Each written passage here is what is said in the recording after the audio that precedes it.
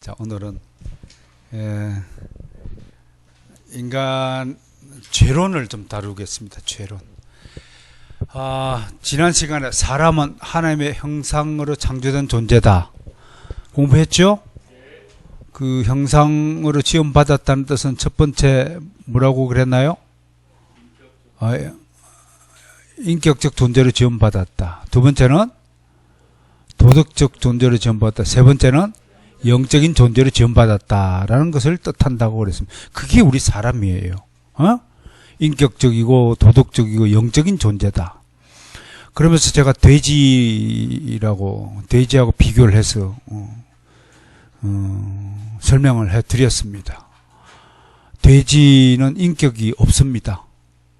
돼지에게는 무슨 격이 있습니까? 삼겹살 인격만 있는 겁니다. 그것뿐이에요. 돼지의 죽음을 슬퍼하거나 동물의 죽음을 슬퍼하는 것은 지나친 감정이입이다라는 것입니다. 그래도 개도 뭐 사랑하고 예뻐하고 하는 게 좋지만 엄마 말 들어 이거는 너무 지나친 비약이다. 어떻게 개의 엄마가 되는 것을 자처하느냐? 너무 비약이다. 지나친 감정이입하면 안 된다. 모든 피조물은 하나님께서 우리 인간을 사랑하여 만들어주신 다 은혜의 선물들이다. 짐승 왜 줬어요? 맛있는 고기 먹으라고. 야채 왜 줬어요? 상추, 오늘 또 상추. 약간 쓴맛이 입에 싹 돌아가는 그 상추야말로 자연적인 상추예요. 오늘도 상추 맛있었어요. 짐승들 다 우리 먹잇감 주고 야채 또 열매들 맛있는 과일들 다 우리 위해서 만들어주신 거예요. 그런데 뭐 지나치게 감정이입을 해서 하나님이 짐승을 죽여서 아담과 하와의 벗은 몸매를 가려 가죽옷을 입히셨는데 뭐 밍크 코트를 입혔다고 뭐 동물 애호가들이 들고 일어나가지고 잔인한 인간들 그러고 하는 거 그거 전부 다 솔직히 말해서 반성경적이고 오후 시간에 좀 졸지 말고 바랍니다. 그런데 두 번째 사람이 누구냐? 사람은 철저히 죄인이다. 죄인이다. 그래서 오늘 죄론을 다룹니다. 사람들 인간론 할 때 두 번째 큰 명제가 인간론인데 다른 말로 이걸 인죄론 그래요. 우리 스승님이 항상 인죄론 그래요. 인죄가 무슨 뜻이에요? 사람은 죄인이다. 이게 기독교의 핵심이라는 거예요. 따라서 사람은 죄인이다. 오전에 설교에서도 제임스 몽고메리 보이스 신앙의 단계에서 첫 출발이 뭐예요? 모든 사람은 불신의 상태에서 태어나고 자란다. 그게 우리 출발점이에요. 여기 불신 그러고 가는 거예요. 하나님이 없다 하고 하나님 누군지도 모르고 출발한 거죠. 왜 죄인이냐고 그러면 우리가 제일 먼저 뭘 해야 돼요? 아담의 죄는 죄죠. 그죠? 죄가요, 이게 그물망이에요. 한자가. 그물망. 그물에 이게 선악과하고 생명나무예요. 이게 뱀이 달라붙은 거야. 그물이가 달라붙어갖고 그물에 딱 씌워난 거예요. 죄란 거. 그물에 몸을 꽁꽁 묶어서 그물에 확 쌓아둔 게 죄야. 그게 죄가 우리를 그렇게 만들었다고 한자로 그렇게 표기한 거예요. 근데 아담의 죄는 최초의 죄, 근원적인 죄라 그래서 신학적으로 뭐라 그래요, 여기다가? 원죄. 그래서 오리지널, 영어로 오리지널 신이라고, 오리지널 좋죠, 그죠? 오리지널. 물건도 오리지널이 좋잖아요. 원죄 됐단 말이에요. 근데 이 원죄하고 우리의 죄하고 무슨 관계가 있느냐? 그럼 로마서를 한번 봅시다. 로마서 5장으로 갑니다. 로마서 5장. 로마서 5장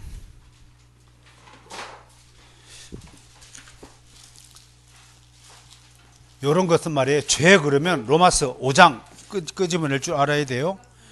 12절 한번 봅시다. 누가 대표적으로 시연씨 시작. 그러므로 한 사람으로 말미암아 죄가 세상에 들어오고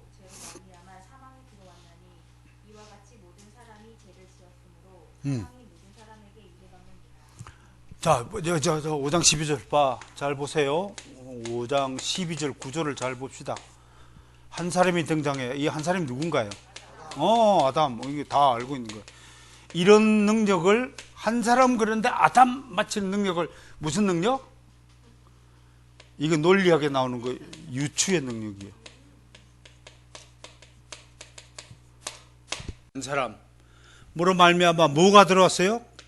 죄가 어디에? 세상에 들어왔더니 뭐가 생겼어요? 세상에 들어오다 오니 뭐가 생겼다고요? 사망이 생겼다. 야, 이 기승전결이야. 기승전결 구조로 한 사람으로 말미암아 죄가 세상에 들어오니 결과가 사망이 생겼다. 이게 원죄가 우리에게 미친 영향을 말하는 거예요.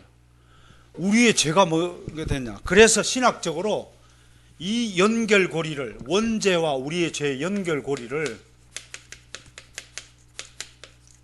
즉 원죄가 우리에게, 인간에게 적용된 것을 뭐라고 하냐면 전가라고 해요. 전가. 알겠어요? 원죄의 효력이 이쪽으로 옮겨졌다 있는 게 전가됐다, 임피테이션 됐다, 이렇게 말하는 거예요. 이해가 돼요? 안 돼? 돼. 원죄가 옮겨졌어요. 이걸 무슨 원리라고 하냐면 대표성의 원리라고 그래요.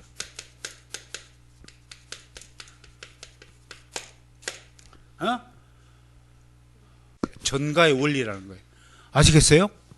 그게 이제 우리 범죄에서 다루는 문제예요. 그런데 여기서 중요한 질문이 있어요. 하나님이 왜 이 죄가 우리에게 유전되도록, 전가되도록 하셨는가? 혹시 질문에 답을 할 수 있는 분 계신가요? 왜 하나님이 이렇게 만들어주셨는가? 세 가지 답변이 있어요. 세 가지 답변이. 이제 신학자들이 이렇게 만들어내는 거예요. 왜? 불시의 사탄은, 악의 세력은, 기독교 핍박 세력은, 기독교 교리를 방해하고자 하는 세력은 막 불시에 공격해요. 이렇게 질문을, 예리한 질문으로 공격한다. 여러분, 가장 무서운 공격이 뭐예요? 상대방이 답변을 할 수 없는 예리한 질문을 탁 집어 던지는 것이 가장 큰 공격이에요. 핵폭탄보다도 한 사람의 자존심을 깔아 뭉개는 것이야말로 가장 큰 폭격이다. 내가 한 말이 아니고 어느 분이 얘기를 한 거예요. 인정하세요? 이해는 되세요? 핵폭탄이 들어서 한 국가가 사라지는 것보다도 여러분 개인의 한 자존심이, 인격체가 완전히 파괴되는 것보다 더 큰 폭격은 없다는 거예요. 그만큼 한 사람의 영혼의 인격이 그렇게 중요한 거예요. 이 죄성이라는 게 참 무섭다라는 것입니다. 어떻든 하나님이 죄가 왜 유전들을 하셨는가? 라는 첫 번째 질문은, 모든 신학자들 이구동성으로 대답할 첫 번째 대답은 하나님이 그렇게 하시기를 기뻐하셨기 때문이다. 따라서 합시다. 하나님이 그렇게 하시기를 기뻐하셨다. 왜 당신을 택했냐? 첫 번째 답이 뭐예요? 하나님이 그렇게 하시기를 기뻐하셨다. 이게 칼빈주의적 대답이에요. 그게 무슨 대답인가요? 솔직히요. 꼼꼼히 따져보면 하나님이 주인된 권리로 하나님 마음대로 하신 것이다. 하나님의 주권을 그 어느 누구도 흠잡을 수 없다. 트집 잡을 수 없다. 그게 답변이에요. 두 번째까지는 여러분 잘 이해해 주세요. 이런 일들을 통해서 하나님의 영광을 드러내기 위함이다 라고 답변이 가능해요. 근데 중요한 건 세 번째예요. 이게 교리적 답변이에요. 세 번째는 뭐냐? 바로요. 이 대표성의 원리를 가지고 이 죄인을 구원하기 위하여 그 원죄가 죄인에게 전가되도록 한 거예요. 전가, 즉 이쪽에 있는 것이 이쪽으로 스며들고 그대로 유전되는 원칙을 가지고 예수 그리스도의 의로운 한 행위로 말미암아 모든 죄인이 구원받을 수 있는 법칙을 만들기 위해서 전가의 법칙을 만들어 주셨다. 이걸 같은 값이다 그래서 등가의 법칙이라고 해요. 같은 값이다 그래서 등가의 법칙이라고 하는 거예요. 이해가 됐어요? 그 구절이 어디 있냐면 로마서 15절 19절 봅시다. 자 15절 이 구절이 이제 아담의 원죄의 전가의 법칙을 가지고 하나님이 어떻게 이걸 은혜의 방식으로 이용하느냐. 15절 그러나 이 은사는 그 범죄와 같지 아니하니 곧 한 사람의 범죄를 인하여 많은 사람이 죽었은즉. 그죠? 한 사람의 범죄를 인하여 많은 사람이 죽었죠. 그 반대 현상이 뭐예요? 한 사람의 의로운 행위로 말미암아 많은 사람이 살아나야죠. 그죠? 그러니까 뭐예요? 더욱 하나님 은혜와 또한 한 사람 예수 그리스도의 은혜로 말미암은 선물을 많은 사람에게 넘쳤느니라. 이 법칙을 적용하기 위해서 하나님은 미리 아담의 원죄가 우리에게 유존되도록 하셨다는 거예요. 18절 봅시다. 시작. 그런즉 한 범죄로 많은 사람이 정죄에 이른 것 같이 한 의로운 행위로 말미암아 많은 사람이 의롭다 하심을 받아 생명에 이르느니라. 야, 이 등가의 법칙, 원죄의 법칙과 구원의 법칙이 등가의 법칙, 같은 값의 법칙인 줄 이제 확인하셨습니까? 예? 확인하셨어요? 아니, 깨달음이 없어요? 은혜가 안 돼요? 이것 때문에 하나님께서 우리의 죄를 유전시켰다고 하는 것입니다. 자, 그 다음에 이제 그 결과가 어떻게 됐냐? 그러면 죄의 결과가 연결고리 얘기했어요. 이렇게 유전된 전가된 결과가 뭐냐? 죄의 결과가 뭐냐? 그거 할 때 이거를 우리가 여러 가지로 표현하는데요. 전적 타락이라고 이야기하고, 전적 타락이라고. 이거는 도르트 회의에서 얘기해요. 도르트 신조에서 튤립을 만들면서 T가 뭐예요? Total Depravity라는 언어를 만들어서 이거를 전적인 타락으로 설명을 했어요. 근데 전적 타락이 뭐냐? 그러면 또 물으면 또 이제 고민이 생기는 거예요. 이게 어떻게 설명해야 될까? 그걸 한번 풀어 봅시다. 우리 도르트 신조는 이렇게 규정하고 있어요. 아담의 범죄와 타락 이후 모든 사람은 원죄의 저주 아래 있다. 따라서 영적 거룩함을 추구하는 기능이 완전히 마비되었고 모든 사람은 죄 아래 있게 되었고 사탄의 노예가 되었다. 그러면서 몇 가지 성경 구절을 소개해요. 우선 제일 유명한 성경 구절은 시편 14편 1절이죠. 어리석은 자는 그의 마음에 이르기를 하나님이 없다 하느니라. 그 다음에 시편 143편 2절. 제가 대충 요약해서 드릴 테니까 집에 가서 찾아서 복습하면서 노트 정리 다시 하시는 분은 참 정말 훌륭한 성도이겠죠. 그런 성도가 있는 줄 믿습니다. 오늘 배운 것들을 복습하지 않은 사람이 저는 좋은 성적을 내는 경우를 못 봤어요. 복습을 하셔야 됩니다. 주의 눈앞에는 의로운 인생이 하나도 없다. 그 말씀이에요. 그 다음에 예레미야 17장 9절. 이건 너무 유명한 구절인데 알아맞혀 볼 사람 무슨 말씀인지. 만물보다 거짓되고 부패한 것이 사람의 마음이라. 요즘 마음이 읽잖아요. 존 프라벤 목사님도 이 구절 가지고 자꾸 얘기하잖아요. 마음이라 그 구절이에요.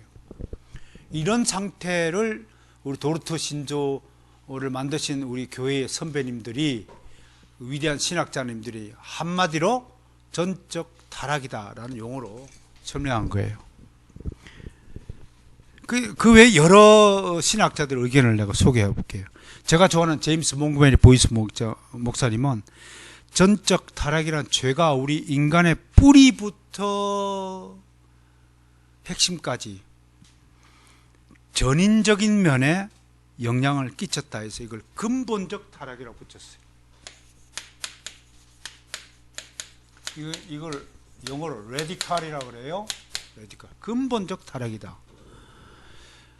이 근본적 타락은 몽고메리 목사님과 또 재작년에 돌아가신 저희가 존경하는 R.C. 스프라울 목사님, 스프라울 목사님도 근본적 타락이다. 인간성 전체가 타락했다는 뜻에서 인간의 타락은 근본적 타락이라고 말씀했어요. 어때요? 여러분, 전적 타락이라는 용어보다도 근본적 타락이라는 용어가 좀 더 실감 있게 느껴지지 않나요? 또 한 사람 더 봅시다. 미국에서요, 이분의 책이 굉장히 유명해졌는데, 왜 유명해졌냐면, 이분이 For Calvinism이라는 책을 썼어요.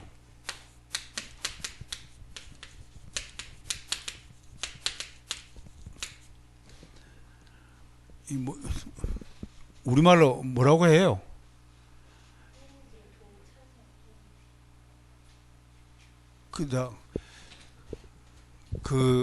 옛날에 우리 고사 한국 고전 배울 때 찬 기파랑가 이런 거 들어보셨어요?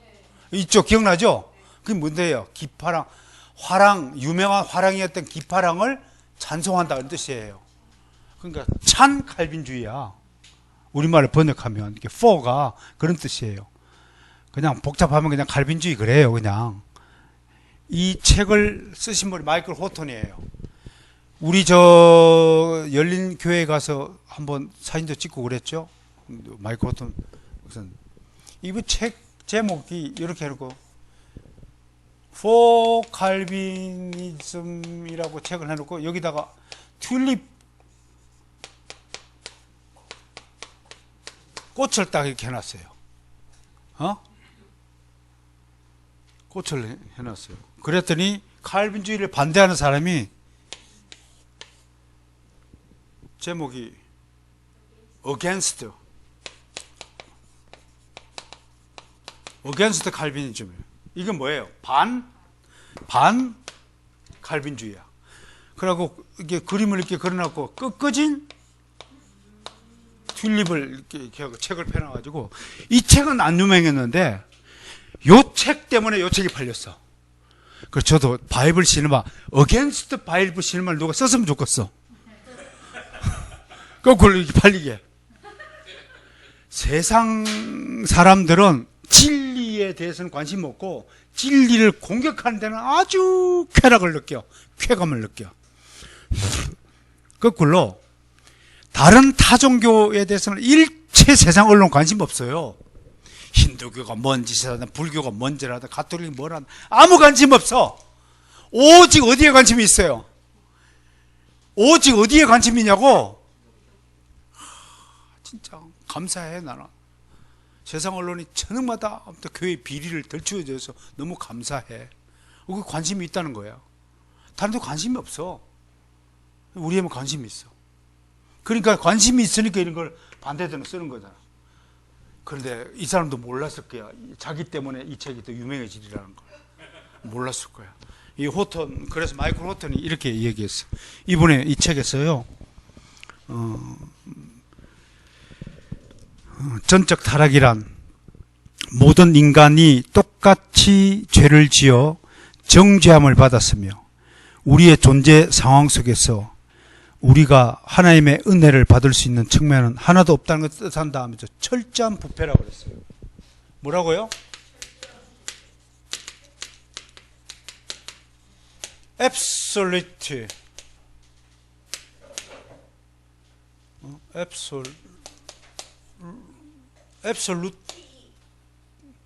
Absolute corruption.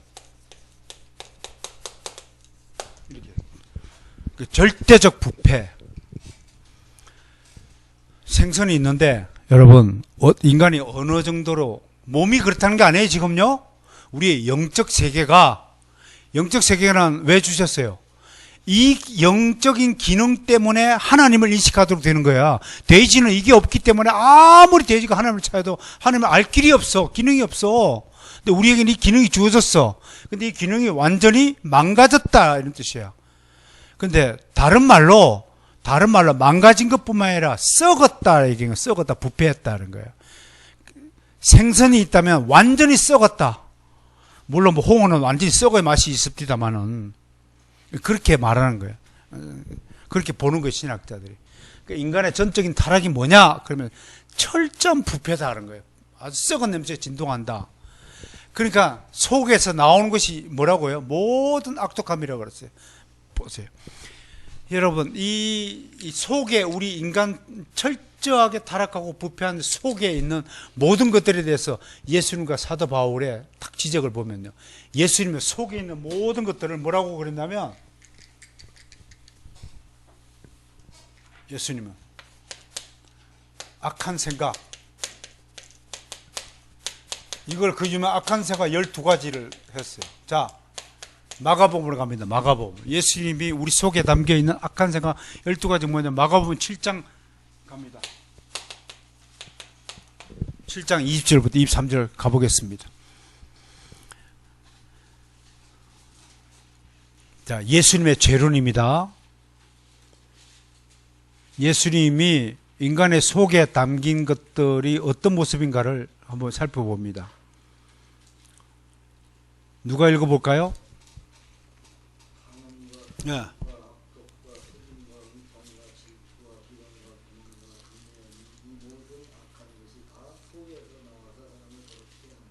몇 가지가 되어 있어요. 악한 생각 해놓고 악한 생각들의 종류들을 싹 나열하고 있어요. 그죠? 한번 세어봐요. 악한 생각이 뭐인지. 예? 사람에 나온 악한 생각 곧, 사람에 나온 악한 생각 곧 그래놓고 시작. 음란, 도둑질, 살인, 간음, 탐욕, 악독, 속임, 음탕, 질투, 비방, 교만, 우매함 12가지예요.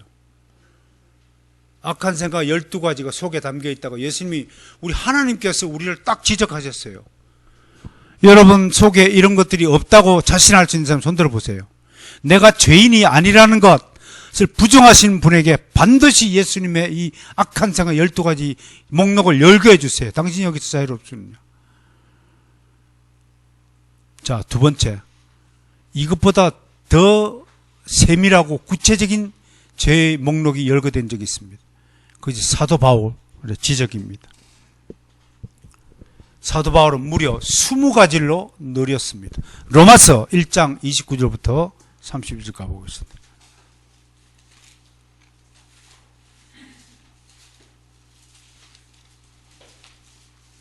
여러분, 우리가 이런 시간들을 통해서 우리가 얼마나 하나님 앞에 죄인인가, 얼마나 더러운 죄인인가, 그것도 정말 눈뜨고는 볼 수 없을 만큼 철저하게 부패했고, 정말 코를 막고도 냄새, 풍기는 냄새를 막을 수 없을 만큼 썩을 대로 썩은 존재이라는 사실을 명백하게 인식할 수 있어야 됩니다.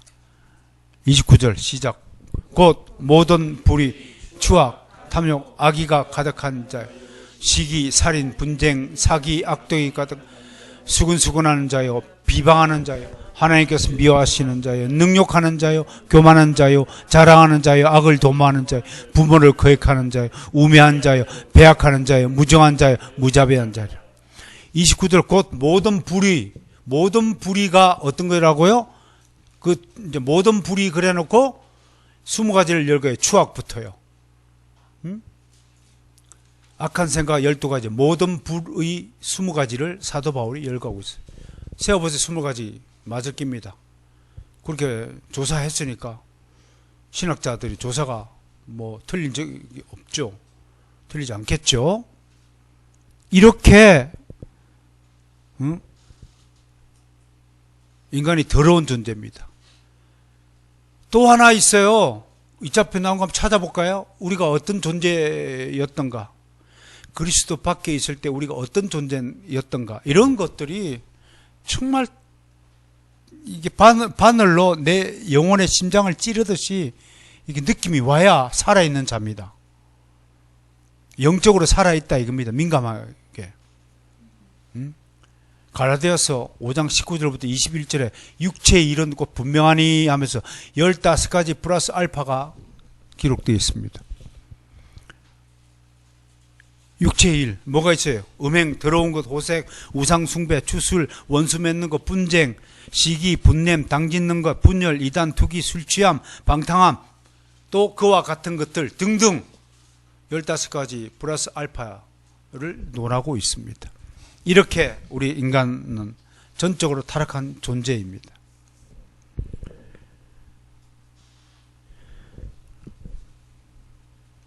이외에 여러 신학자들이 있습니다. 후크마도 철저한 부패를 이야기했고요. 또 에드윈 팔머라는 유명한 또 신학자, 또는 절대적 타락이다. 악이 그 안에 충만할 만큼 충만한 상태다. 이런 구절을 통해서 저는 악의 충만이라고 이야기한 겁니다. 선행불능이라고 이야기합니다. 자려고는 스스로를 구원할 수 없는 상태, 스스로 일을 쓸 수 없는 상태. 유명한 후쿠마 조직신학에 이런 얘기가 나오죠.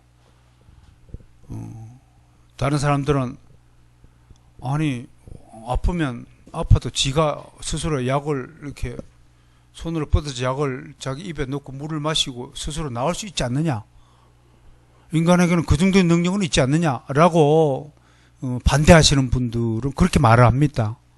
그럴 때에 우리 개혁주의 신학자들은 환자는 의식만 있지 완전히 전신이 마비된 상태라서 옆에 아무리 좋은 물건이 있더라도 그걸 손에 집어서 입으로 털어 넣을 만한 기력조차 없다. 그 정도로 망가진 상태라고 이야기하는 거예요. 그러면서 이 책에서 논했듯이 후쿠마 이야기 중에서 기억나는 게 뭐예요? 새의 날개를 비유하면서 날개는 가졌지만 날지 못하는 날개예요. 여러분, 우리가요 이 땅에 사니까 이 땅에 사는 이상 하늘을 날 수 있나요, 없나요? 없죠. 육신을 가졌으니까. 근데 육신을 벗는다는 것은 무슨 뜻인가요? 공간 이동이 자유롭게 된다는 거. 영혼에게는 공간적 제한이 있을 수 없죠. 그러니까 부활하신 하나님이 우리 보는 가운데 하늘로 올려가더라 것은 사실은 육신의 옷을 벗은 상태에서는 아무런 문제가 안 돼요. 차원이 전혀 다른 세계로 갔으니까. 그런데 우리가 천국에 가서 영생을 얻으면 우리가 어떤 존재가 되느냐? 저는 아마 모르게 온 우주를 자유롭게 여행할 수 있을 것 같아요. 육신의 자유함을, 육신의 감옥에서 벗어난다면.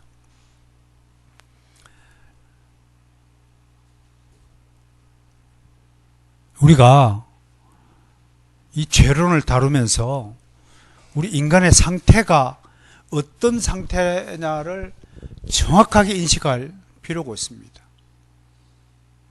그러므로 새의 날개를 가진 새나 날 수 있는 기능을 완전히 잃어버렸다는 것은 다른 말로 무슨 뜻이냐면 전적으로 무능적한 것이다. 인캐퍼시티라고 그래요. 이거.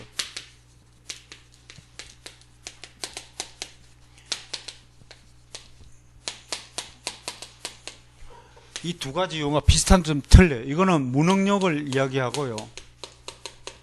이거는 불능을 이야기해요. 불능.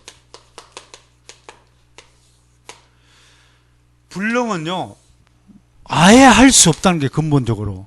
이거는 무능력은 무능력자 그러면 뭐예요? 노력하면 할 수 있는데도 안 하니까 무능력자라는 거예요. 무슨 뜻인지 알았어요? 이거는 무능력자는 게으름뱅이를 말하는 거예요. 그래서 게으른 자는 하늘의 상급 보화를 받을 자격이 없어요. 하나님이 충분히 살 수 있는 능력을 주셨어요, 안 주셨어요? 여러분, 제 앞에 있는 제가, 여러분 앞에 서 있는 제가,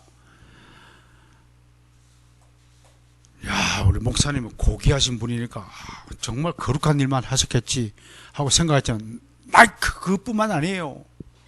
제가 별짓을 다한 사람입니다. 조나단 에드워즈가 이렇게 얘기했네요. 타락한 인간은 그 무엇으로도 하나님을 기쁘시게 할 수 없다.